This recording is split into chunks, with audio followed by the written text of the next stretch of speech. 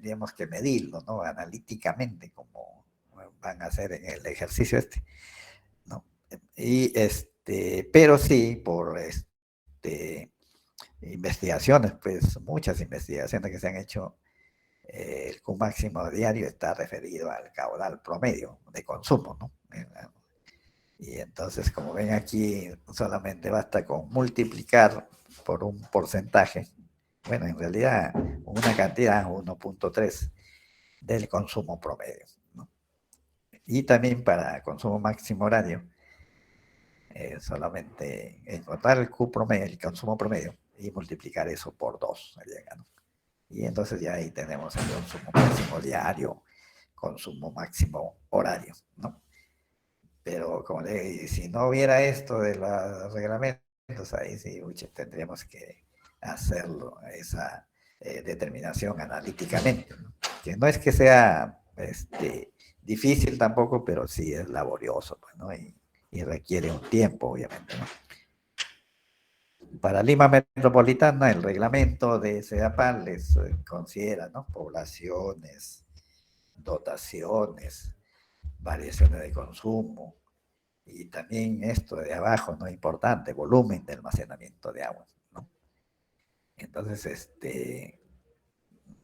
si yo quiero, como les decía, hacer ampliar, mejorar o poner abastecimiento de agua a esa población que no tiene agua, pues tendría que sujetarme a lo que establece CEDAPAL en su reglamento, ¿no? Bueno, poblaciones de saturación se llama, o sea, ¿qué quiere decir? Que ya en realidad deberíamos esta ciudad pues ya no debería venirse nadie más acá, pues, porque ya estamos en fase de saturación, ¿no? Y de ahí el tema, por ejemplo, en agua, que ya les dije, pues, ¿no? Estamos trayendo agua del Mantaro, porque ya no hay, pues en las tres cuencas ya no se nos secado, pues, el Rímac, el Chillón, el Urín, ¿no? Y entonces, por eso el CEDAPAL habla siempre de población, de saturación.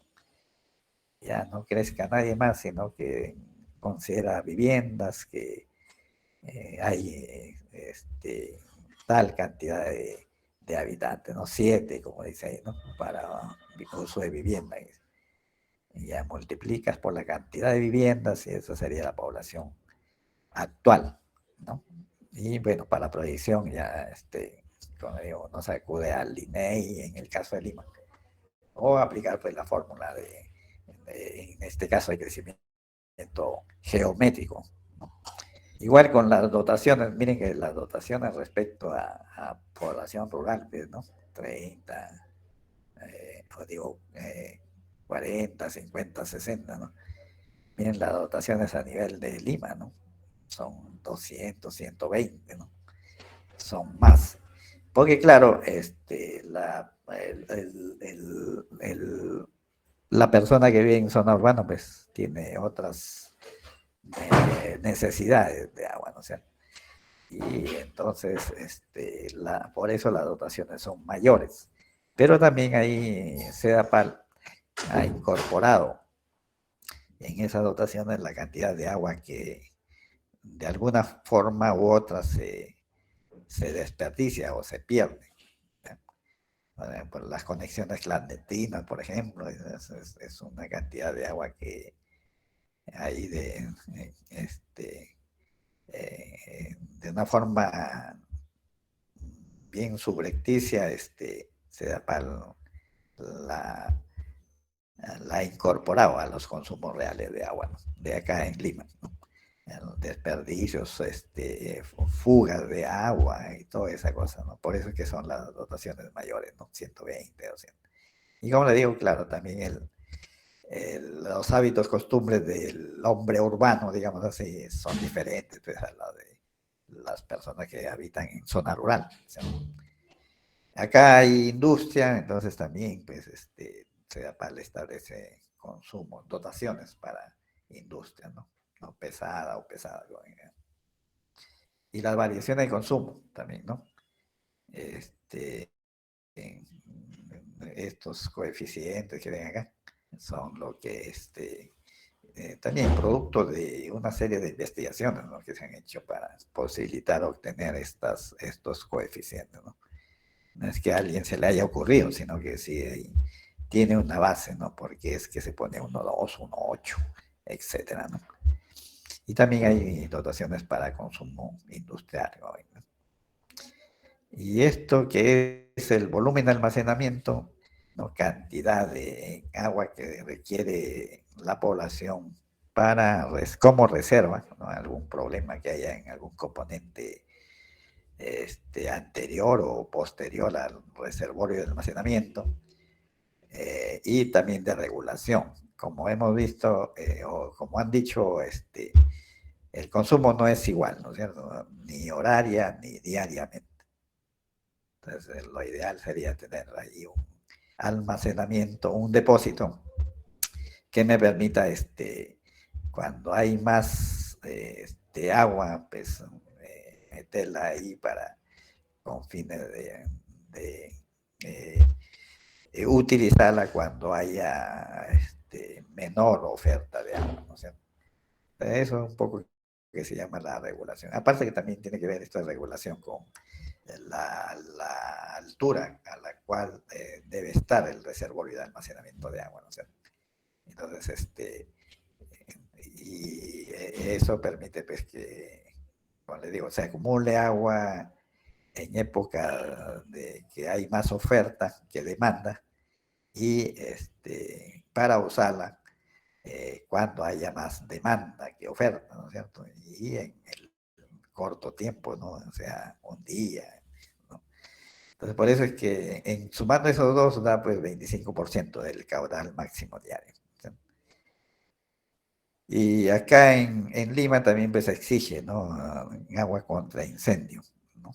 O sea, aparte del cálculo de 25% como máximo diario, hay que sumarla según sea zona residencial o comercial industrial, 100 metros cúbicos de agua más o 200 metros cúbicos de agua más, ¿no? Entonces, eso es lo que establece el reglamento de SEAPA. Y acá, lo que es el Reglamento Nacional de Edificaciones, específicamente la OS 010, digo OS 100, están establecidas, ¿no?, este, la población, ¿no? También hablan de una población, una densidad de población, 6, y las dotaciones, ¿no?, que en este caso, como ven, ahí están referidas a clima, ¿no? Clima frío, clima cálido y templado. Y también a lo que es el área de lotes, ¿no? Como ven, ¿no? También otro ¿Sabías dato que es posible interesante, por encontrar un ejemplo, que trabajo en el tenemos exterior acá en con Lima, pago en como les digo, dólares? no somos Más de 1000 limeños developers. aproximadamente, no tienen agua al Puesto interior de su oficina. Colombia, Chile, muy bien, Entonces, Perú. y bueno, y esa gente, ¿qué hacemos? Bueno, hay una dotación que se establece para camiones cisterna, ¿no? Y entonces, en base a la necesidad, necesitamos que hayan 3, 4, 5 cisternas ahí con agua a tal sitios, porque ahí no se tiene agua pues a través de tuberías, ¿no es cierto? O cuando es piletas públicas también, ¿no? Hay una dotación ahí que se debe considerar cuando, como les digo, haya escasez de fuente y no podamos poner conexiones domiciliarias. Bueno, una alternativa es las piletas públicas, ¿no? Pero claro, acá en Lima, por ejemplo, no se estila poner, o sea, está prohibido, mejor poner piletas públicas. ¿Por qué? Porque la gente, una que no es organizada, ¿no? Todos andamos cada uno por su lado, como se dice, ¿no? Y ya han habido amargas experiencias, ¿no? Por eso es que se ha prohibido poner piletas públicas acá, porque ya ha habido pues, gente que no, el que está más cerca a la pileta es el que se agarra prácticamente a la pileta y le comienza a cobrar los otros y toda esa cuestión, ¿no? Y ahí vienen los pleitos, los líos sociales, ¿no? Pero sí, en otros sitios sí la gente es más, está más organizada y bueno, sí se acepta, ¿no?, que haya piletas, porque es más consciente de que bueno, eso debe pues, servir para todos, no para uno solo. ¿no? Acá hay un poco más de egoísmo en esta bendita ciudad, ¿no?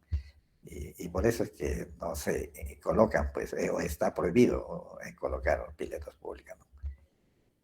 En variaciones, ahí miren, cambian también los coeficientes, ¿no? 1.3 para máximo diario. Y acá hay un rango, ¿no? Que establecen de 1.8 a 2.5 del Q promedio. ¿Ya? ¿Qué más? Y también, bueno, de acuerdo a la cantidad de habitantes, en el Reglamento Nacional de Edificaciones establece también un adicional de agua para combatir incendios, ¿no? En áreas de vivienda y en áreas comerciales, industriales, ¿no? 30, 50 litros por segundo. Ahí, ¿cuál es la diferencia? Por ejemplo, acá establece la demanda de agua, o digo, que el agua se ponga en el reservorio, ¿no? En los reservorios, ¿no? Por eso es esta situación, ¿no? Demanda para combatir incendios, 100 en el caso de vivienda y 200 metros cúbicos. Eso se incorpora al volumen que me salga del reservorio de almacenamiento. Acá no. Acá lo que nos está diciendo esto es que una vez que yo calculo el Q máximo, los coeficientes, que aquí vamos a ver cómo se hace, tengo que agregarle además los 15 litros por segundo, los 30 litros por segundo, para todo el sistema, ¿no?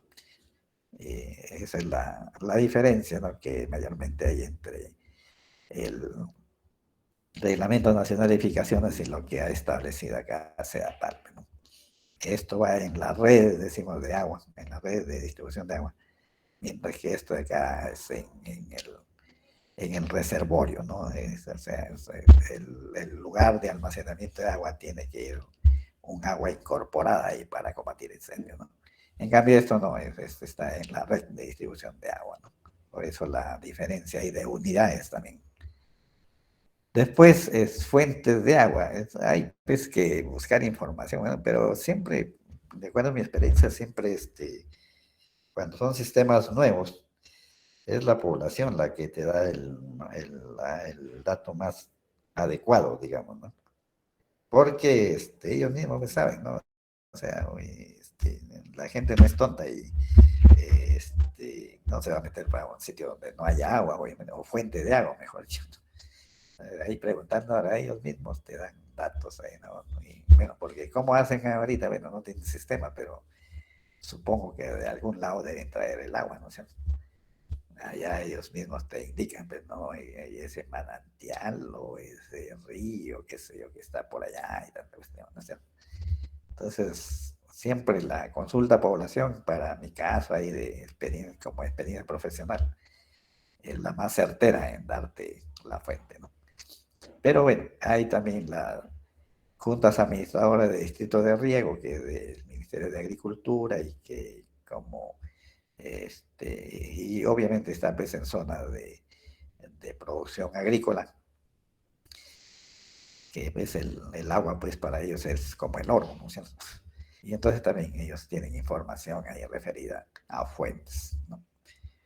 Las ONGs, antes habían ONGs que se encargaban de este tipo de dotar de infraestructura a poblaciones de más bajo nivel económico, ¿no?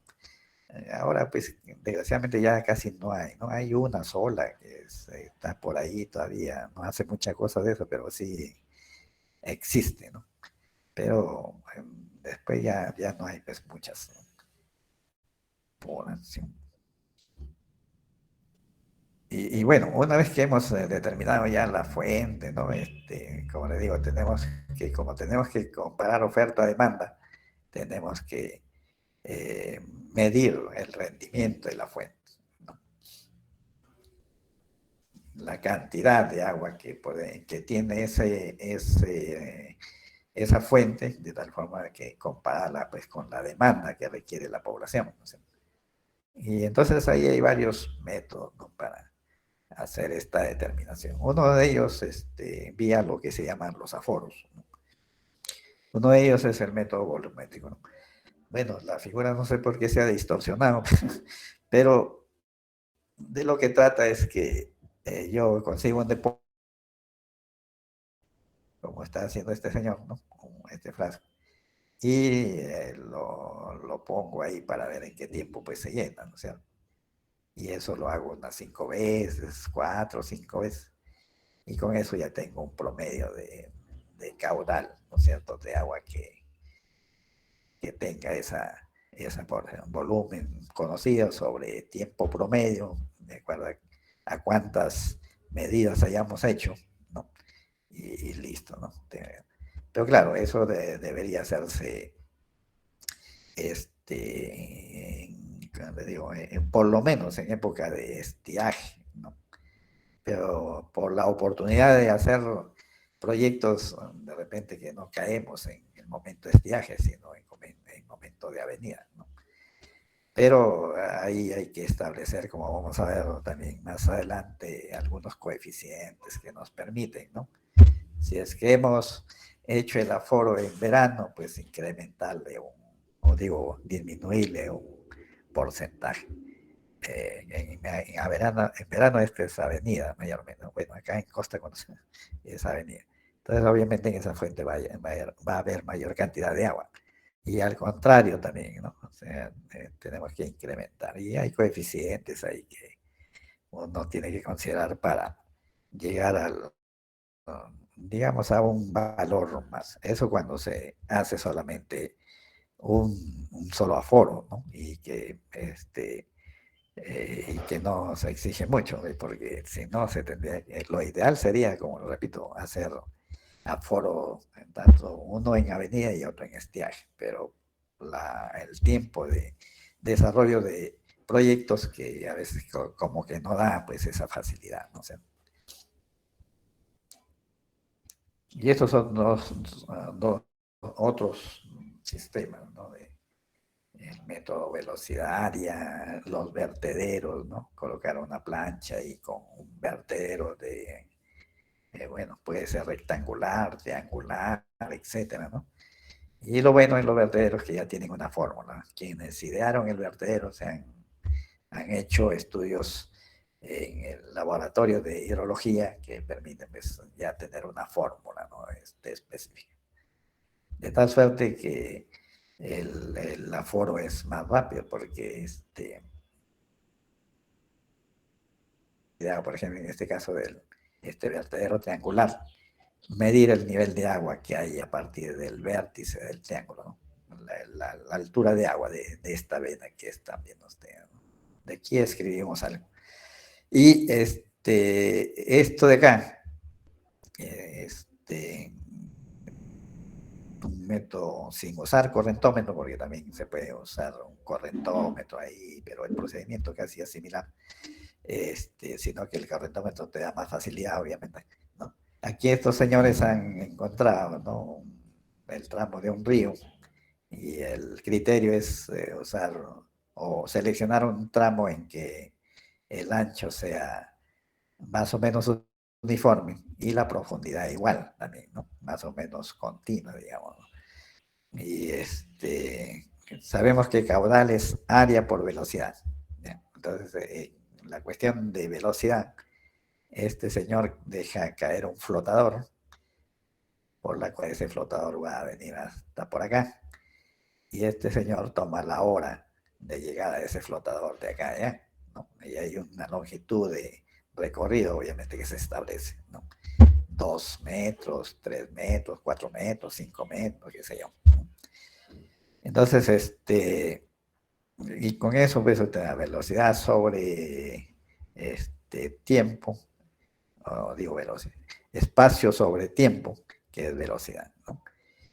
Y después el otro es considerar el área, ¿no? Por eso le decía, o sea, uno trata de conseguir un tramo que sea lo más uniforme posible en cuanto a ancho y en cuanto a profundidad, ¿no?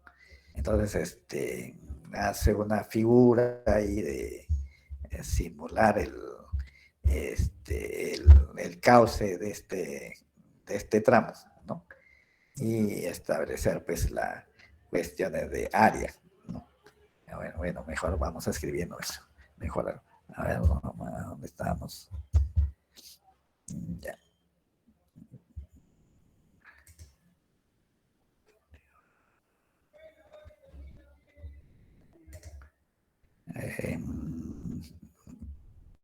¿Cómo salía el...?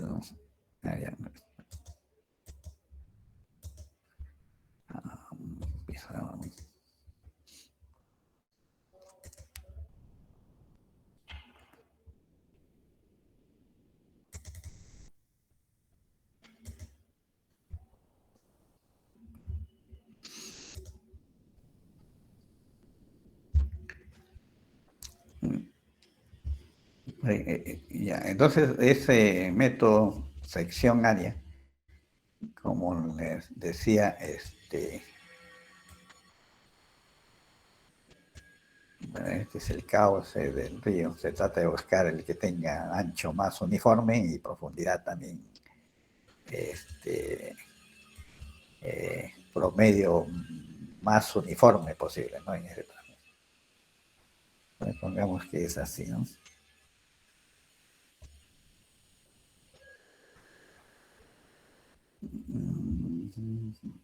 Entonces, como en el flotador, como le decía, bueno, esto tengo una longitud que he determinado, ¿no? Eh,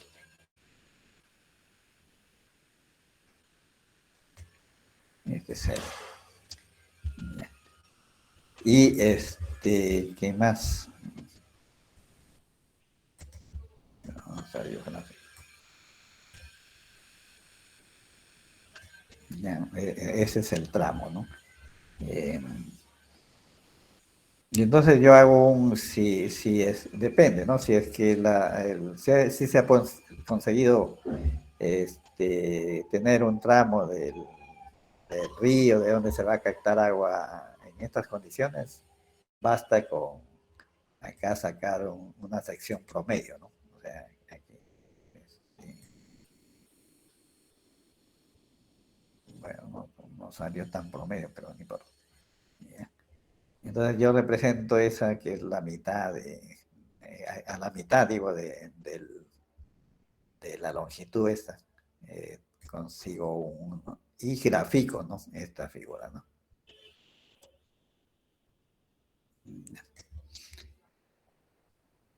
Entonces, comienzo pues es un ancho conocido, obviamente.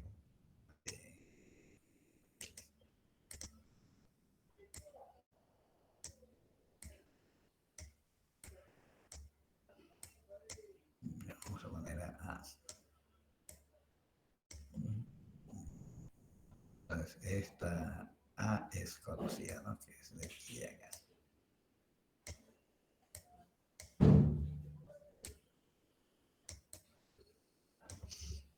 Entonces,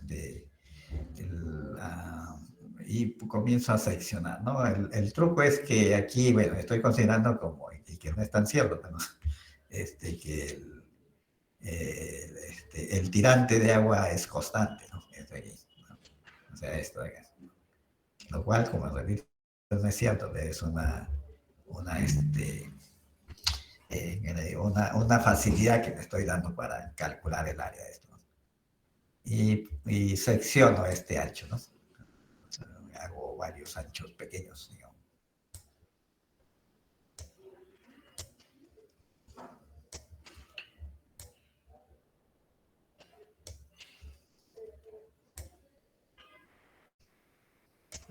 Entonces aquí,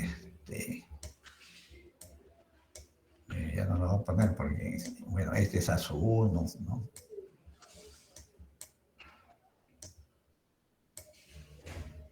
De acá ASU 2, de acá ASU 3,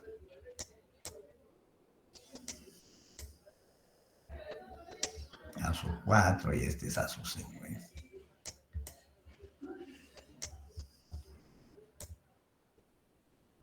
Bien. Y ahora también necesito pues determinar profundidades, ¿no? O sea, por ejemplo, este es H 1, que es medible, ¿no? En un río chico, por ejemplo, no hay problema. H 2,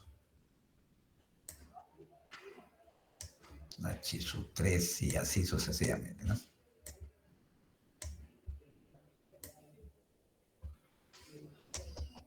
Y las alturas pues son desde aquí, desde el nivel del espejo de agua,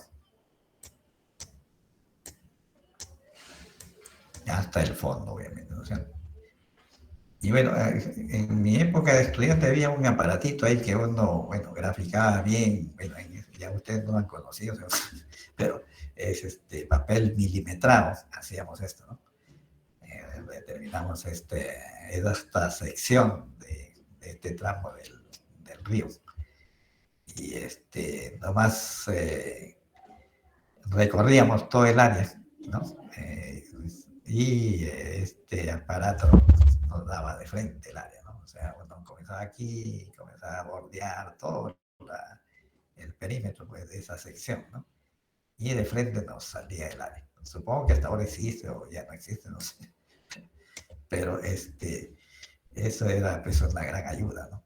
Pero si no había eso, porque claro, antes habían esos aparatos, pero eran pues pocos aparatos de estos y había que peleárselos a veces, ¿no? Si no, la otra forma es ir formando áreas de figuras geométricas conocidas, ¿no? Bueno, acá casi que salió todo esto. ¿Ya? Entonces, por ejemplo, aquí, ¿no? En área A1, que es, bueno, tengo esta figura que más o menos es un rectángulo, ¿no? Y que más o menos es un triángulo, ¿no? Lo dibujo así, ¿no? Ya. Y este es un rectángulo, ¿no?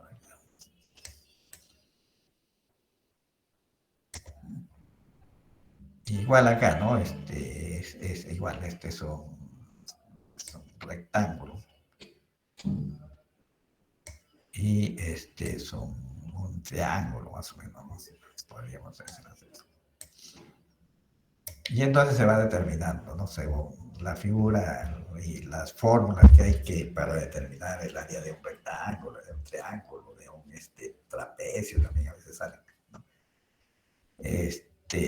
Voy sumando esas dimensiones, ¿no? De tal forma que el área total, ¿no? De toda esta sesión ya me sale pues igual a, bueno, vamos a ver, sumatoria, digamos. La sumatoria de todas las figuras que hay ahí, ¿no?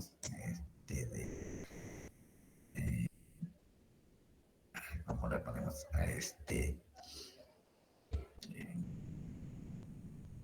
De AF, bueno, ahí,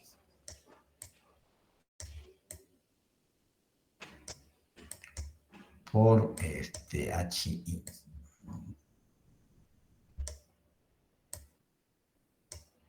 ¿En dónde iba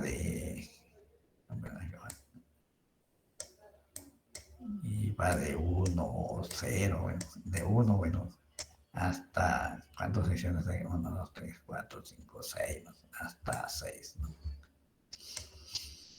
Ese es el método, ¿no? Cuando no se tiene mayor facilidad.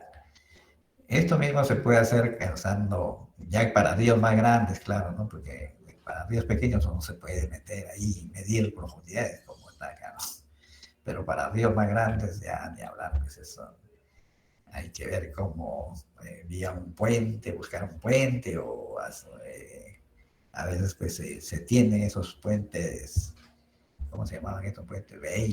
Puentes Bailey creo que es. Y poder pues ponerse encima para ir midiendo, ¿no? Y se va metiendo el correntómetro, que es un equipo que aquí vemos, lo debe haber en internet, ahí en Yahoo, el correntómetro, ¿no? Se va metiendo acá a diferentes profundidades, ¿no? Y lo bueno del correntómetro que ya te da pues, de frente el área, ¿no? Área y velocidad. Es más fácil, pero como le digo, cuando son ríos pequeños se puede hacer este método para determinar el área. Entonces aquí el flotador que hemos dicho, ¿no? Que se ha usado, tiempo de llegada del flotador de aquí a acá. Entonces tenemos también que velocidad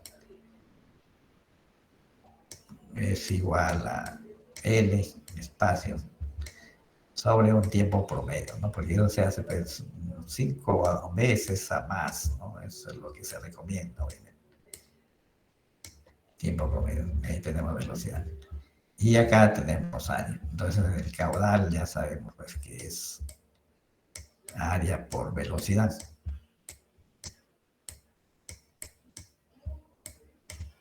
Y listo, ¿no? Ahí tenemos el caudal ahí. Medimos cuánto sale y según eso es que aplicamos. Y comparamos, digo, con la demanda, ¿no? A ver, otra cosa más aquí. Ya, bueno, ya no soy. No, me faltó. Los vertederos tienen,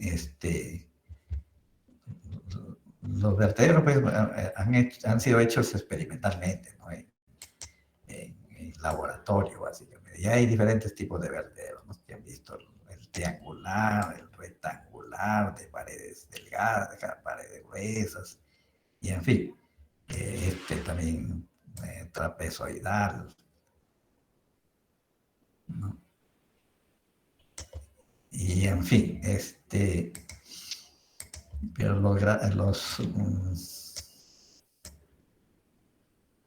como han sido hechos en laboratorio, estos ya tienen una fórmula específica, ¿no? Para determinar de frente lo que es el caudal, ¿no? ¿Qué se mide? Básicamente H, ¿no? Y bueno, o sea, saca también H, ¿no? Y esto igual.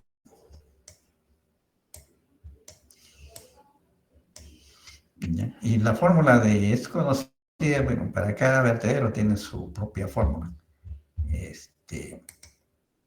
Básicamente la fórmula de cualquier vertedero es así, ¿no? Es igual a el caudal, ya depende, es K por H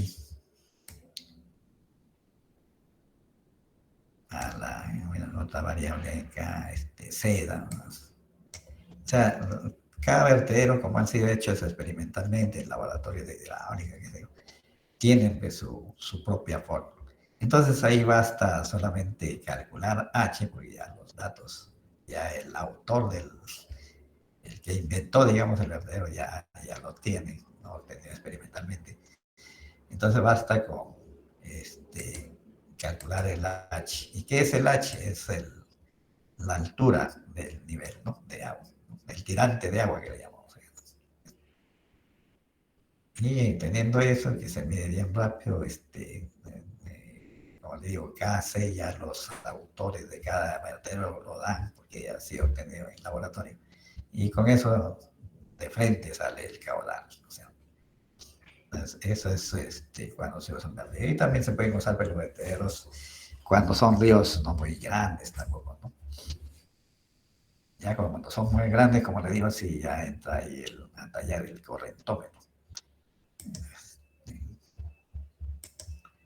Ya. Y bueno, hay otras fórmulas, ¿no? Bueno, ya me salí de nuevo. Por ejemplo, hay también, están pensando,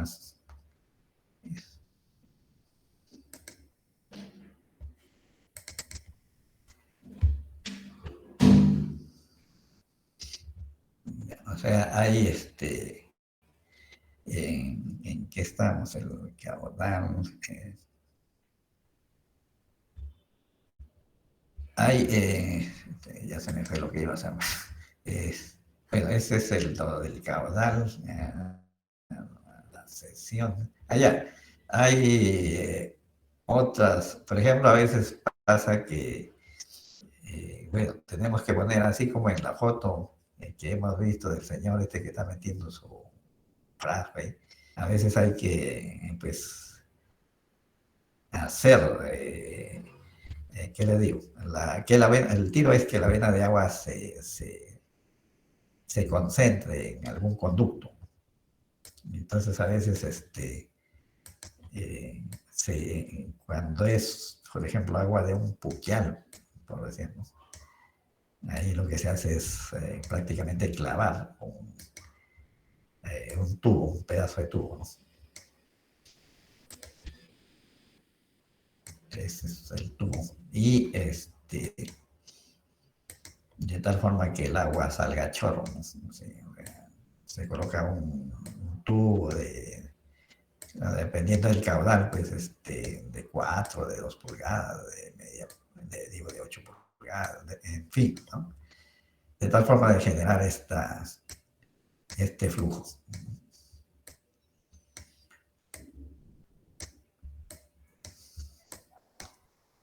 Entonces también hay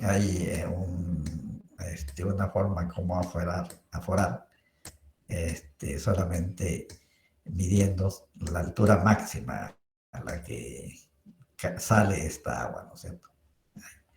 Y ya está establecida la fórmula y así que aplicarla. O también a veces poner tubos, pero tubos no tan rectos, o sea, tubos así, ¿no? Inclinados, o así o al otro lado. Y bueno, acá sale el chorro de agua.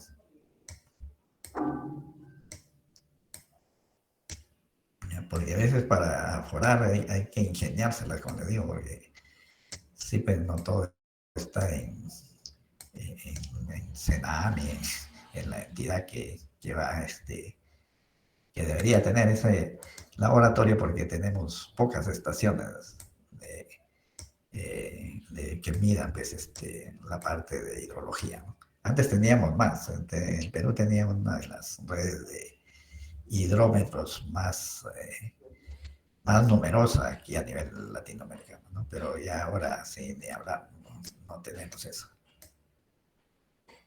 Entonces, miren, por ejemplo, bueno, esto puede ser a tubo medio lleno, como ven acá. O sea, esto siempre lo hacemos en los aforos, repito, ¿no?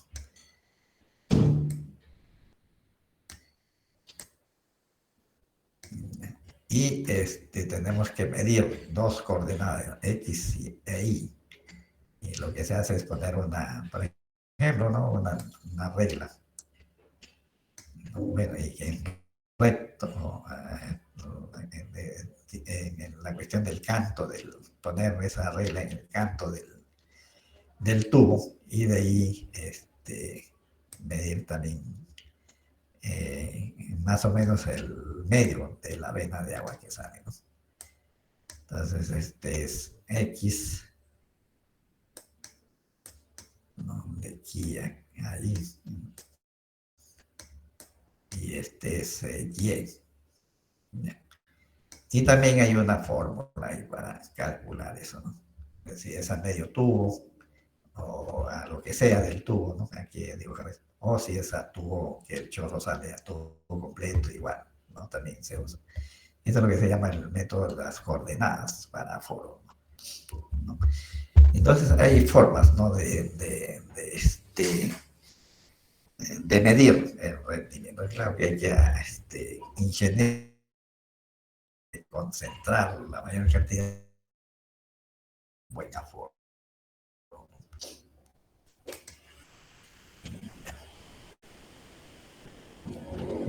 Esto es lo que les decía, ¿no? Bueno, aquí ya lo que pasa es que si la vena de agua sí se llevó a que salga solamente por un solo conducto. Claro que se tuvo que poner ahí un empedrado para que se direccione todo a este punto, ¿no?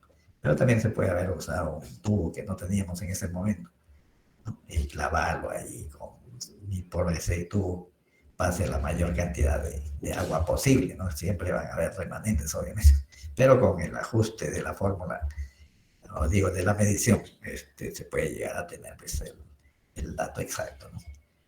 Entonces, eso es lo correspondiente a foros, ¿no? Hay que de alguna forma medir, ¿no?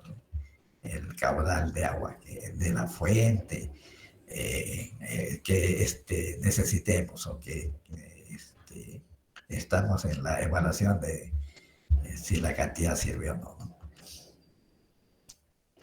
Lo otro es, con esto determinamos cantidad de agua, ¿no? Con los aforos. Después viene la parte de toma de muestras para determinar calidad del agua, ¿cierto? Entonces ahí se toma muestras de la fuente o de las fuentes, ¿no? Y se compara pues con estas normas, ¿no?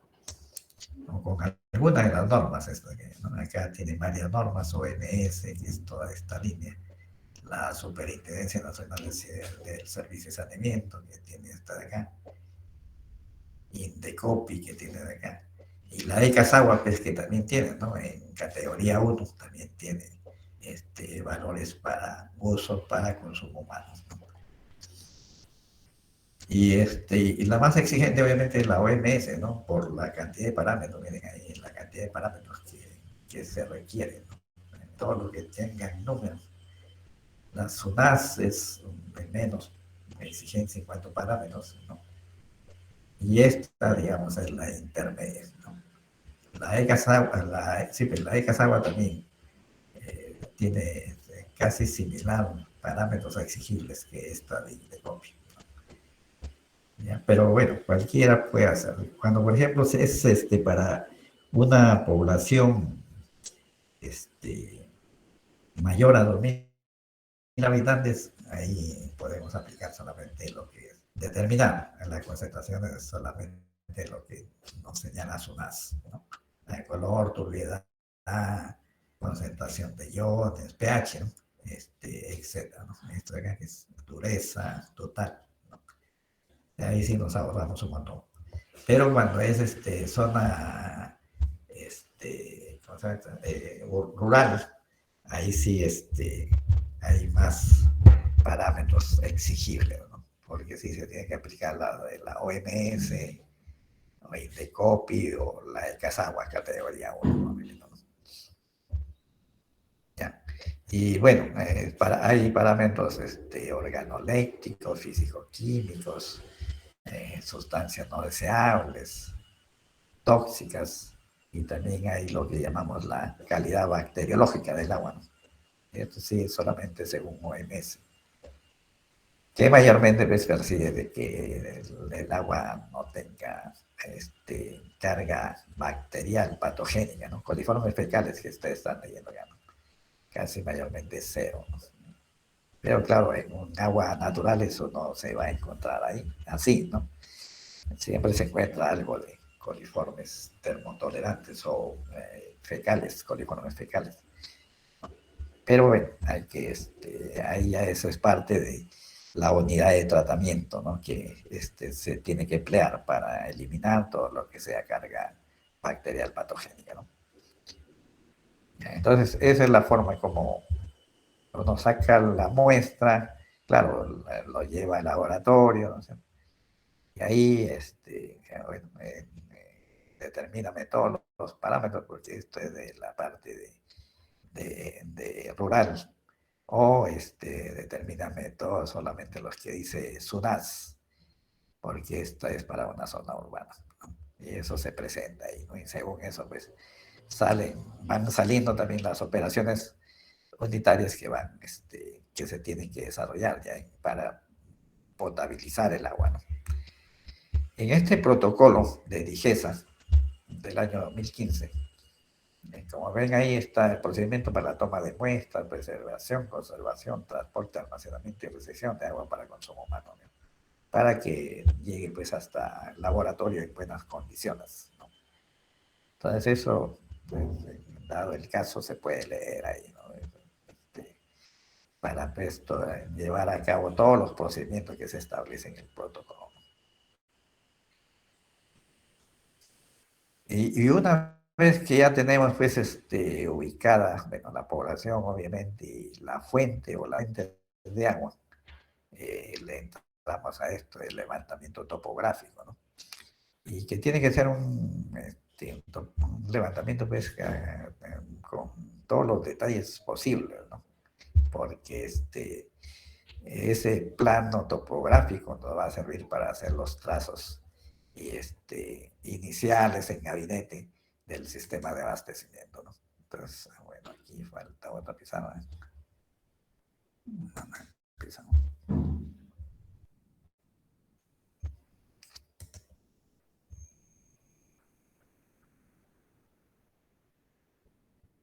Ya, entonces miren, supongan que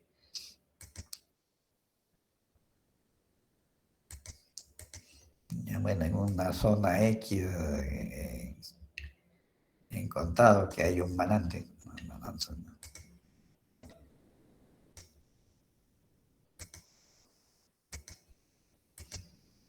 Un manante de agua, bueno, vamos a dibujarlo así. Pero de la comparación que hemos hecho de ese manante, la población que hay acá, bueno, vamos a dibujar de otro color.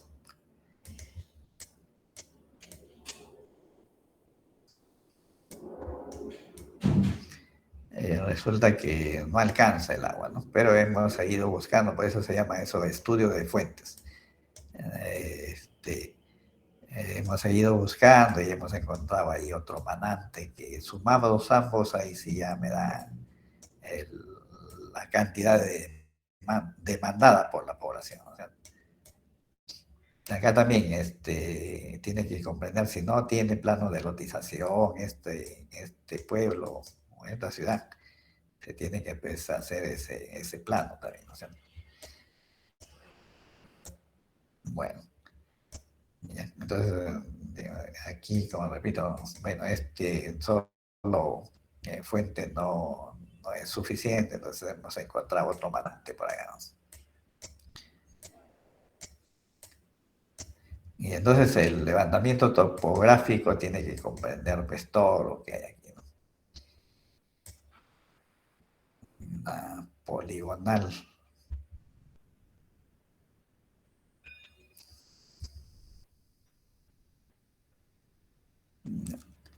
de todo esto, desde las fuentes hasta donde está ubicado el pueblo.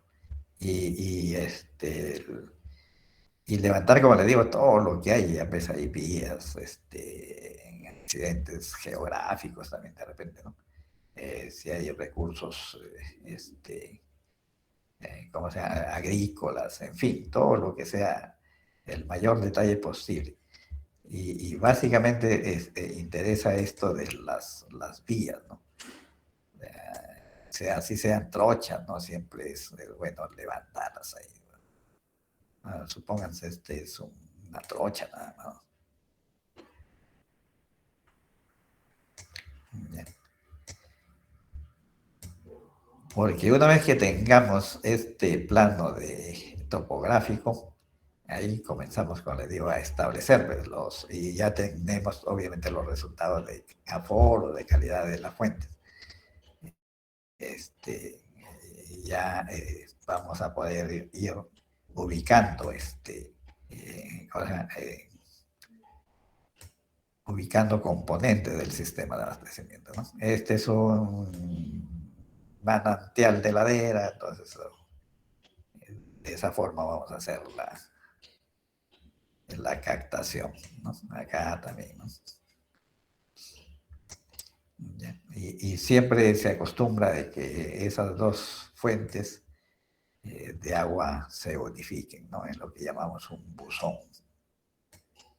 ¿No? Vamos a dibujar acá una estructura circular. O sea, de estos manantes se recogen acá. Y de aquí ya se direcciona pues, hacia la población. ¿Y por qué lo decía? También de las vías y accidentes que haya, porque eh, no se olviden que esta, pues, no son solamente tubos, hay una serie de válvulas que es probable que se malogren en algún momento. Y entonces es bueno siempre direccionar a dónde van los componentes, sobre todo las tuberías, donde haya vía de acceso, ¿no? Donde existan ya vías de acceso, así sean trochas, como repito, ¿no? Entonces, con este levantamiento ya bacán, yo puedo ir, bueno, no requiero planta de tratamiento, bueno, vamos a suponer, no, aunque ya les dije mejor para no confundirlos, no, en manantial, bueno, no tanto, ¿no? Entonces requiero esto y llevarlo hacia un reservorio de almacenamiento, ¿no? Que tentativa, en el primer intento, digamos, ¿no? Lo pongo acá, ¿no? Y ya de aquí sale para abastecer pues, a las diferentes calles, ¿no? Que hay en la población. Vamos a dibujar así.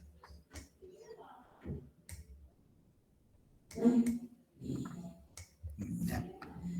Eh, y bueno, entonces ahí, con eso lo que les quiero decir que el levantamiento topográfico es clave, porque cuanto más detalle tenga, con mayor precisión nosotros vamos a poder ubicarlo. En un primer intento, como he hecho, ¿no? Los componentes, la captación, el reservorio, un bosón de reunión para estas dos fuentes, ¿no? El agua de estas dos fuentes, ¿no? Y la línea de aducción y las redes, ¿no? Ya,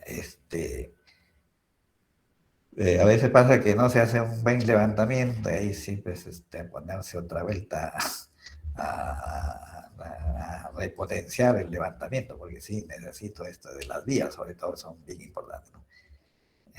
Que tenemos que pensar en la fase de operación mantenimiento, que si algo se malogra en cualquiera de los componentes, tenemos que llegar lo más rápido posible, ¿no? O sea, y por eso es que se escoge esto de las vías, ¿no? Y ahí, bueno, uno va trazando así, como es plano topográfico, podemos ir haciendo secciones, ¿no? Para ver cómo estamos en la cuestión de altitudes, básicamente, ¿no? O sea, pero bueno, ese es un primer trazo, digamos, ¿no? O sea, que tenemos.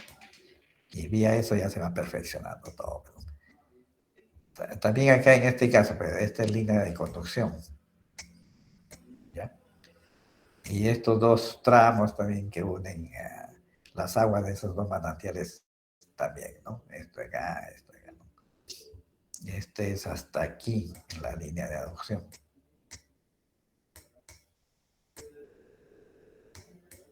Y todo el enmarañado de tubos que hay acá es la red de distribución, ¿no? Y de las redes ya salen, pues, como les decía, las conexiones domiciliares, y ese es el caso. Es, es, eh, Son acometidas que salen de las redes de distribución, ¿no?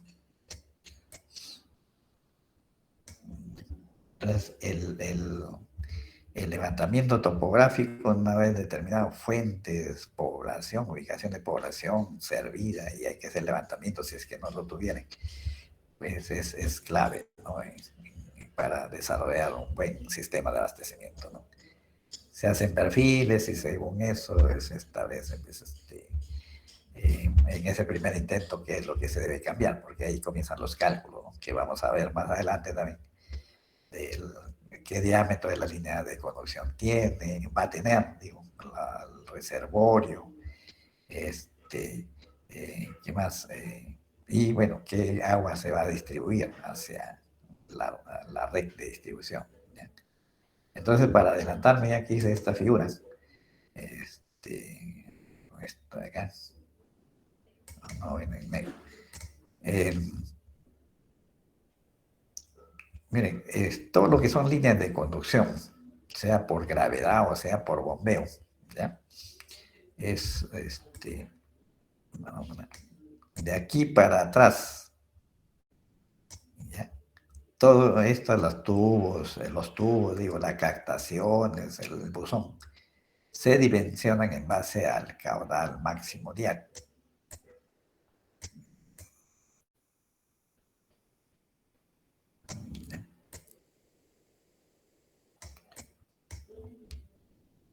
Y como hemos visto en las normas, es un porcentaje también del Q máximo diario, ¿no? El reservorio.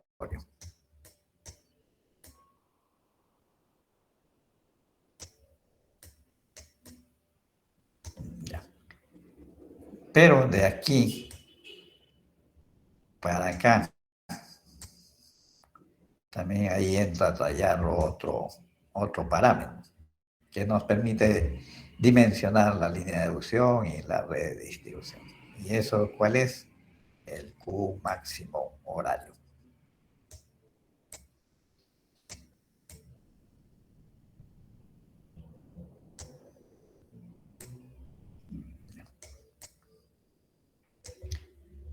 ¿Ya? Entonces, esa es la figura, ¿no? Bueno, entro a hacer cálculos, he hecho una primera determinación, a ver cómo hago mis perfiles, a ver cómo voy con respecto a alturas, ¿no? Es un sistema por gravedad. Así que se supone que todo el agua pues debe discurrir por gravedad, ¿no? Y según eso, este es el primer intento y según los datos que obtengo de los cálculos que hago, pues voy a ir moviendo, bueno, este reservorio mejor lo pongo más arriba, la línea de aducción la alargo o al revés, de repente el reservorio va a ir más abajo y qué sé yo. ¿Sí? Porque hay que cumplir algunos requisitos, por ejemplo, presión de la red de distribución. ¿Ya? Aquí, bueno, más adelante vamos a ver eso, pero se exige, ¿no? Que para que funcione bien el sistema, las presiones que uno pueda medir en la red estén dentro de un rango, ¿no? De manera que presiones. SP significa presión, ¿no? Y hay presiones mínimas y presiones máximas, ¿no? La mínima, sí, en la mayoría de recomendaciones, o no, pero la máxima, mínima es el máximo.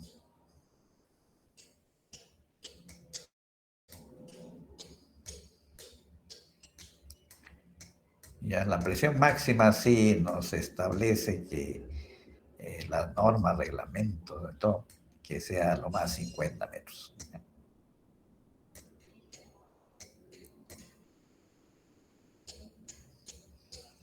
Pero la mínima sí nos dicen, si es zona rural, es 10 metros.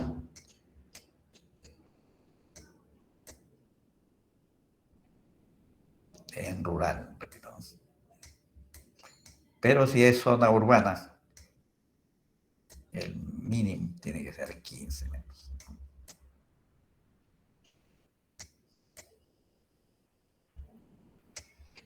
Este es en urbano.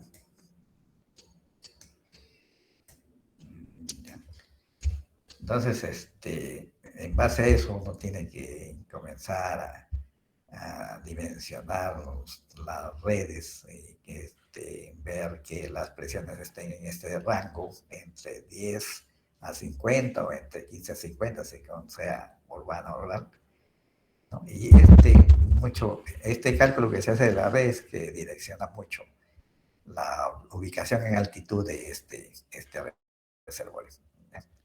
Como les digo, más adelante vamos a hacer un ejercicio ahí con el desarrollo de todo esto, digamos, para adelantarme un poco, ¿no?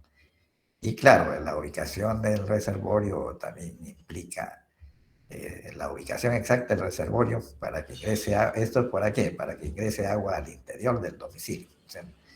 Y de la vivienda más desfavorablemente ubicada, suponiendo que, por ejemplo, haya un lote acá, ¿no?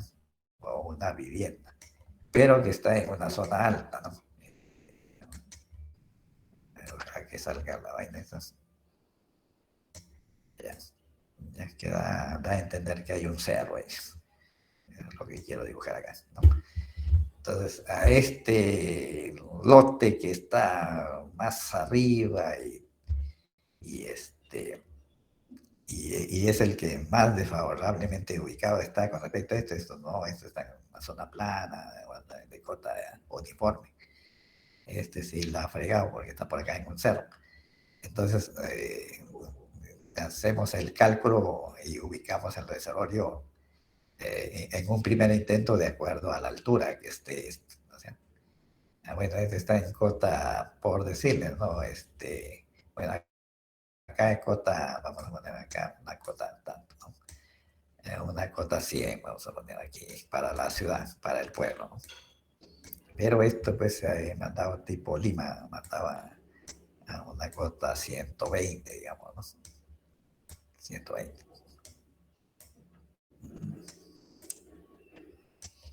Ya, la cota de acá obviamente se supone que está más arriba, no hay problema.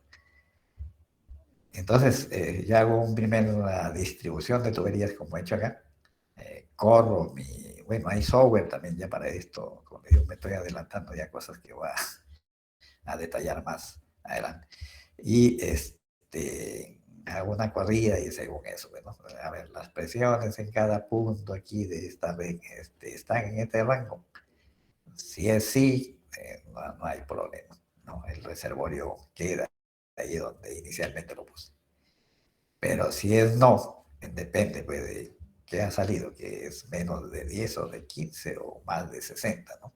Y según eso yo ubico mi reservorio, pues más arriba o más abajo, a eso me refería, ¿no? O sea, según los resultados de esa primera corrida, ¿no?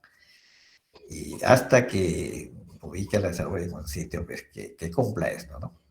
De 10 a 50 o de 15 a 50, según el caso, ¿no? Y entonces ahora sí ya el reservorio queda en cotas, por decirle, ¿no? Es ya para que cumple, para que el agua entre a todas las casas, y inclusive en esta casa más desfavorablemente ubicada, reservorio tiene que estar en la cota, vamos a poner 140, digamos, ¿no? Ya. Entonces, de esa forma es que ubicamos el reservorio. Y de ahí lo otro, la otra, ya, una vez que ubicamos el reservorio, ahora sí,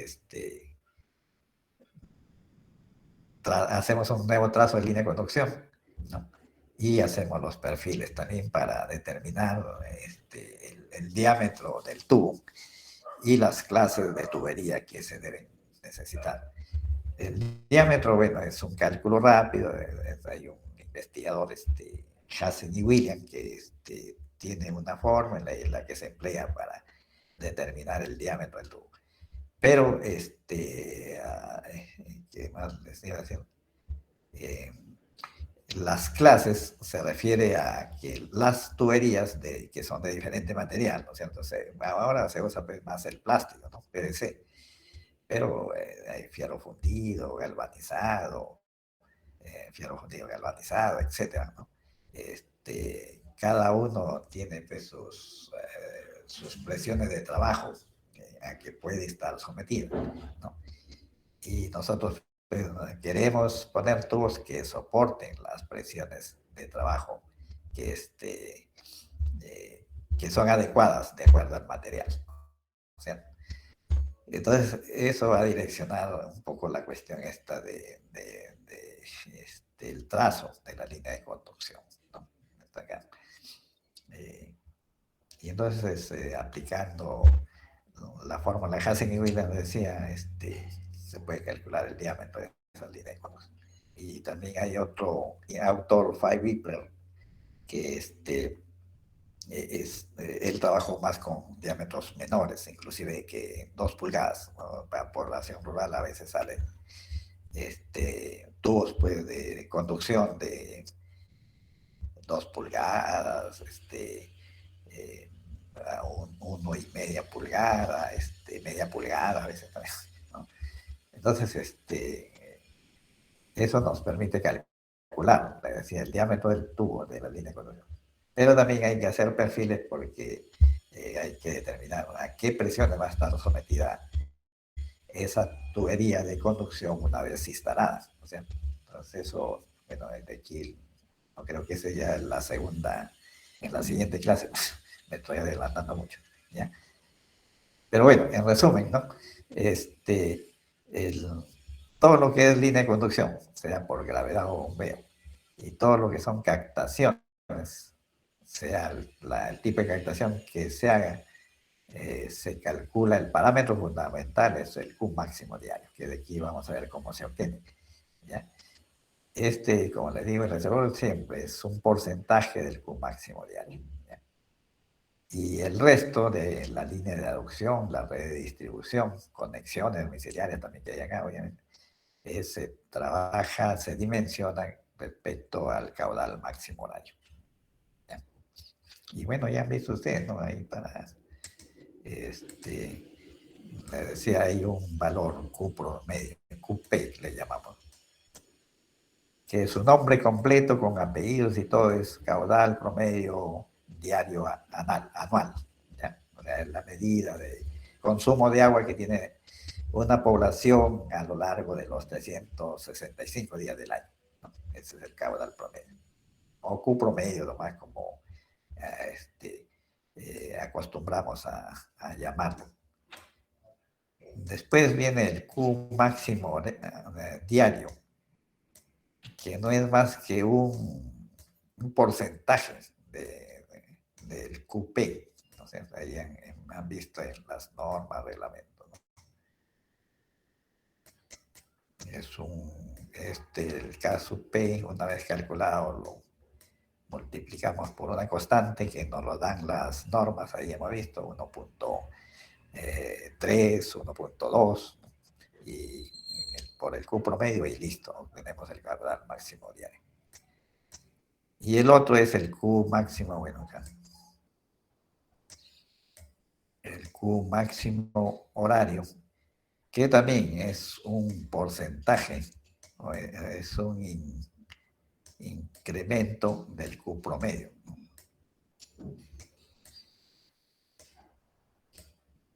Entonces acá también es un valor. No hay en las normas está 1.8 para CEAPAL, en el otro del Reglamento Nacional de Edificaciones varía, ¿no?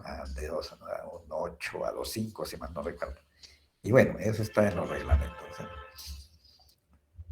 ¿Y cómo se tiene el Q promedio? Como le digo, de acuerdo a cualquier reglamento establecemos una dotación, ¿no?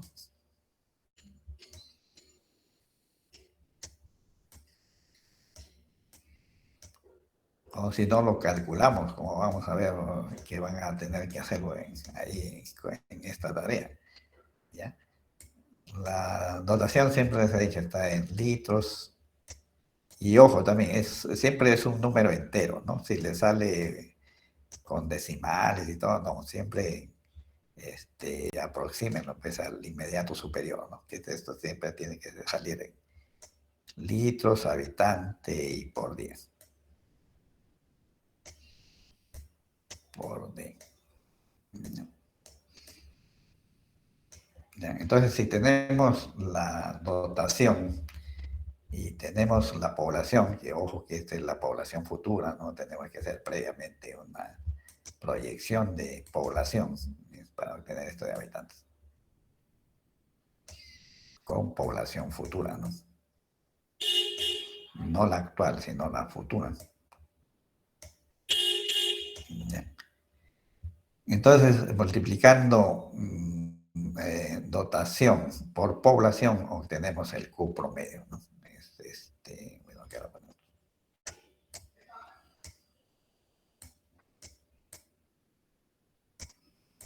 Es igual a esta, la dotación.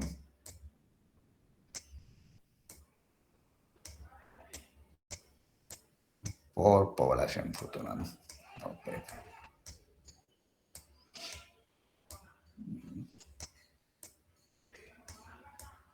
Ya. Y entonces esto, al tener esto, también obtenemos esto de acá, o sea, el Q máximo diario y el Q máximo, este de acá es horario, pero este es horario.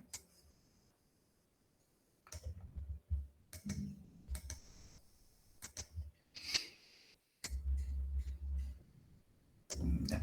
De esa forma pues, se han obtenido rápidamente los parámetros fundamentales. Ahora, también les he dicho, bueno, de aquí para acá Q máximo diario, ¿no? Y entonces, ¿con qué comparo la oferta? O sea, lo que rinde la fuente es con el Q máximo diario, ¿ya? Yo tengo que comparar el Q máximo horario con lo que es el rendimiento de la fuente, ¿no? O sea, es igual, o versus, vamos a ver.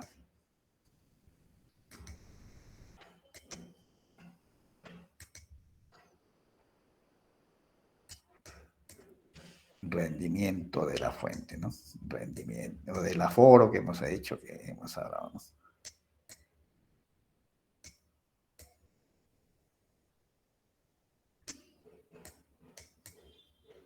Ya. Entonces ya he calculado la demanda de agua de la población con máximo diario. Lo tengo que comparar con el rendimiento de la fuente, ¿no? Y según eso, pues veo, ¿no? ¿Qué pasa? Que pueden pasar ahí tres cosas, ¿no es cierto? Que el Q máximo diario sea igual al rendimiento de la fuente. Es bien tranca que sea así, pero es una posibilidad, ¿no? El otro, que el Q máximo diario sea menor que el rendimiento de la fuente. No, no hay problema, porque la fuente o las fuentes me van me aseguran pues el caudal que necesita la población.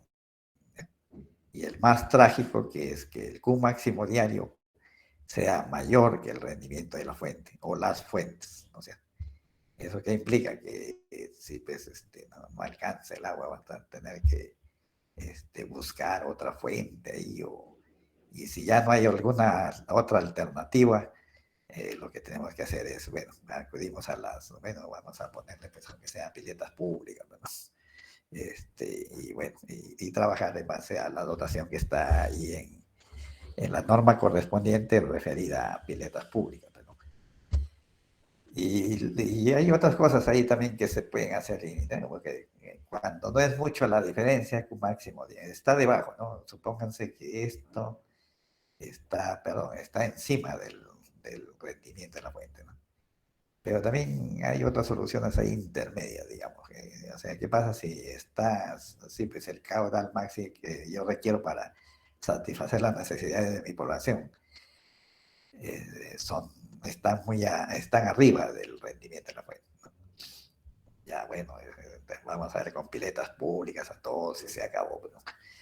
Pero también, si no hay mucha diferencia, o sea, claro, esto es más que ¿no? Pero si no es mucha la diferencia, lo que podríamos hacer es sectorizar el servicio. ¿A qué se refiere eso? A una población, y siempre pues, son los que más, desgraciadamente, son los que más poder adquisitivo tienen. este, ya bueno, a ellos les ponemos con conexión domiciliaria. Y a los que no, pues ni modo, vamos a tener que ponerles piletas públicas, ¿no? O lo otro para todos.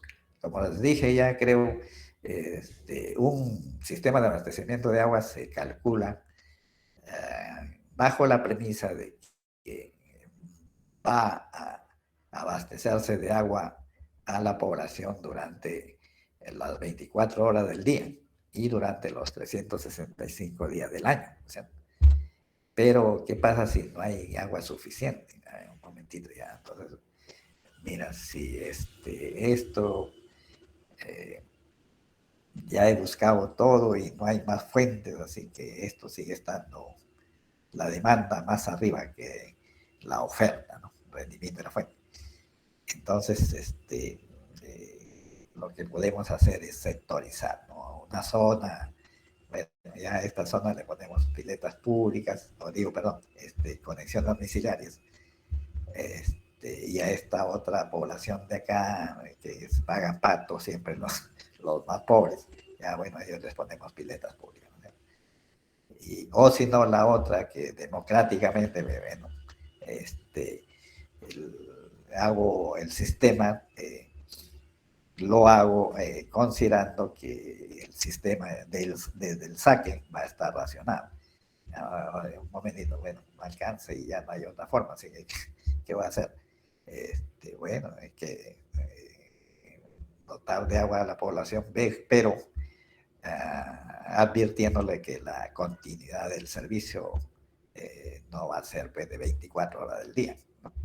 Sino que va a ser menos. ¿Cuánto menos? Quién sabe, ¿no? Y se puede calcular, obviamente, también, ¿no? Que eso lo vamos a hacer después, ¿no? Se puede calcular. Bueno, la premisa es que el Q máximo diario para 24, y es simple, ¿no? Es una regla de tres, ¿no? Q máximo diario para 24 horas del día. Y cuando este es menos, y esta cuestión que es, o perdón, cuando es más, ¿qué implica? ¿No? Una regla de tres simple. Y con eso saco las horas de servicio que en realidad va a tener esa población. Pero bueno, ya vamos a hacer esta solución. Bueno, a todos les vamos a poner conexión, porque claro, como le digo, en zona pues, urbana, bien tranca, que te ataquen conexiones, ¿no? En zona rural o en zonas de ciudades pequeñas en general, sí atracan eso, ¿no? De las piletas. Pero en zona urbana, eso es comienzan a pelear y tanta cosa.